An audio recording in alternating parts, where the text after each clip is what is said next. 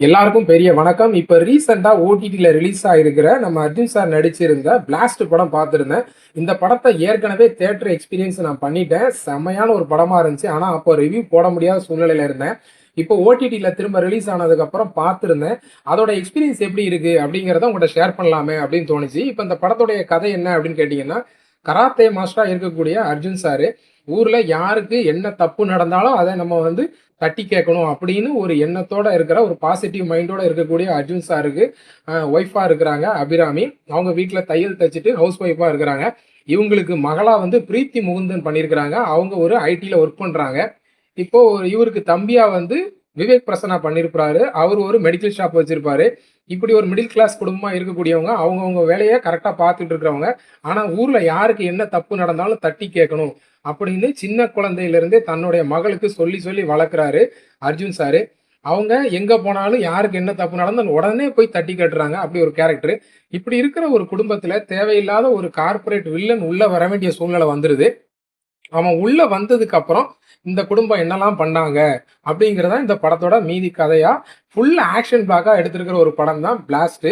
இந்த படத்துல இதுல ஒரு பெரிய பாசிட்டிவ் என்ன அப்படின்னு அடிஷனலா சொல்லணும்னு தோணுச்சுன்னா, எந்த கேரக்டருமே தேவையில்லை, இவங்க எதுக்கு அப்படிங்கிற மாதிரி இல்லாம ஒரு சின்ன சின்ன கேரக்டரா இருந்தாலும் கரெக்டா தேடி தேடி அதுக்கான ஆர்டிஸ்டை சூஸ் பண்ணி போட்டிருப்பாங்க. அதெல்லாம் செம அல்டிமேட்டா இருந்துச்சு. முக்கியமா அர்ஜுன் சாருக்கு ஒரு இன்ட்ரோ ஃபைட்டு ஒரு ஹோட்டல்ல வச்சிருக்கும், அது சூப்பரா இருந்துச்சு. அடுத்து பிரீத்தி முகுந்தனுக்கு ஒரு இன்ட்ரோ ஃபைட்டு, ஒரு அம்மாவுக்கு ஒரு கஷ்டம் வந்துடும், அவங்கள பின்தொடர்ந்து அவங்களுக்கே தெரியாம உள்ள போய் ஒரு ஆக்ஷன் பேக், அதையும் செமையா இருந்துச்சு.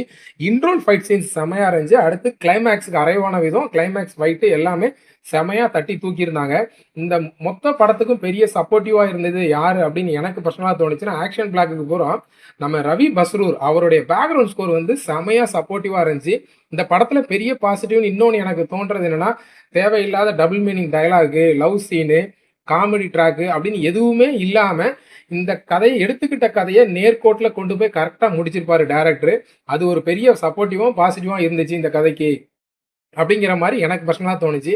அப்போ இந்த கதையில எதுவுமே நெகட்டிவே இல்லையா ப்ரோ அப்படிங்கன்னு கேட்டிங்கன்னா, நெகட்டிவ்னு அங்கங்கே கொஞ்சம் சின்ன சின்ன ஃப்ளாஸ் இருக்கு. லாஜிக்கா நீங்க இந்த படத்தை பார்க்கவே முடியாது. ஏன்னா லாஜிக்கா நிறைய லூப் ஹோல் இந்த படத்துல இருக்கு. ஆனா லாஜிக்கெல்லாம் தாண்டி மேஜிக் ஒர்க் ஆயிருக்கா அப்படின்னு கேட்டீங்கன்னா, கண்டிப்பா மேஜிக் ஒர்க் ஆயிருக்கு இந்த படத்துல. கண்டிப்பா மஸ்ட் வாட்ச் படம் என்னோட பார்வையில. ஓடிடினால கண்டிப்பா நீங்க செலவழிக்கிற 2.5 மணி நேரம் வந்து உங்களுக்கு யூஸ்ஃபுல்லான ஒரு படம் பார்த்தோம் அப்படிங்கிற ஒரு எண்ணத்தை உருவாக்குற ஒரு படமா இந்த படம் இருக்குன்னு நான் நினைக்கிறேன். இன்னொரு கேரக்டர் சொல்ல பாருன்னா, ஒரு ஒரு திருடன் கேரக்டர் இருந்துச்சு. ஒரு மெடிக்கல் ஷாப்ல போய் அவன் வந்து மாத்திரையை வாங்கிட்டு திரும்ப அதுக்கு பதிலா செயின் வந்து இன்னொன்னு அவன் வந்து எடுக்கிற சீன்லாம் பிரீத்தி முகுந்தன் பெர்ஃபார்மன்ஸ் அல்டிமேட்டா இருந்துச்சு. நான் இந்த படத்தை கண்டிப்பா மஸ்ட் வாட்ச் அப்படிங்கிற லிஸ்ட்ல வைக்கிறேன். 2026ல ஒரு டாப் 10 எடுத்தீங்கன்னா இந்த படம் கண்டிப்பா இருக்கும் என்னோட பார்வையில. நீங்க யாராவது பார்த்துருந்தீங்கன்னா உங்களுக்கு எந்த மாதிரி அனுபவம் கொடுத்துச்சுங்கிறத கமெண்ட் செக்ஷன்ல கமெண்ட் பண்ணுங்க. வீடியோவை கவனிச்ச அத்தனை நல் உள்ளங்களுக்கும் நன்றி.